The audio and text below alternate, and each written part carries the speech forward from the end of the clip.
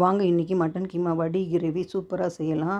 வடி பாருங்கள் இந்த மாதிரி இருக்கும். தாலில் செய்வாங்க. இது ஸ்பைசஸ் காரசாரமாக நல்லாயிருக்கும். அப்படியே பொரிச்சு கூட நம்ம சாதத்துக்கு தொட்டு சாப்பிட்லாம். 2 பெரிய வெங்காயம் கட் பண்ணி வச்சுருக்கேன். 1 ஸ்பூன் இஞ்சி பூண்டு பேஸ்ட், 2 பச்சை மிளகா, மட்டன் கீமா கொஞ்சமாக வாஷ் பண்ணி எடுத்து வச்சுருக்கேன், 2 தக்காளி எடுத்து வச்சுருக்கேன், உருளைக்கிழங்கு, பீன்ஸு, தேங்காய் பீஸ் கட் பண்ணி வச்சுருக்கேன் பொடி பொடியாக.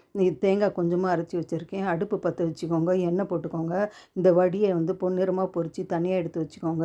அதே எண்ணெயில் வெங்காயம், மட்டன் கீமா, 2 பச்சை மிளகாய், இஞ்சி பூண்டு பேஸ்ட்டு, 1/2 ஸ்பூன் மஞ்சத்தூள், 1/2 ஸ்பூன் மிளகாத்தூள், 1 ஸ்பூன் மல்லித்தூள் போட்டு தேவைக்கு உப்பு போட்டு நல்லா வதக்கிக்கோங்க. கட் பண்ணி வச்சுருக்கிற உருளைக்கிழங்கு, பீன்ஸு, தேங்காய் பீஸை போட்டு போட்டுக்கிட்டு 2 கப்பு தண்ணி போட்டு நல்லா வேக வச்சு ட்ரை பண்ணிக்கோங்க.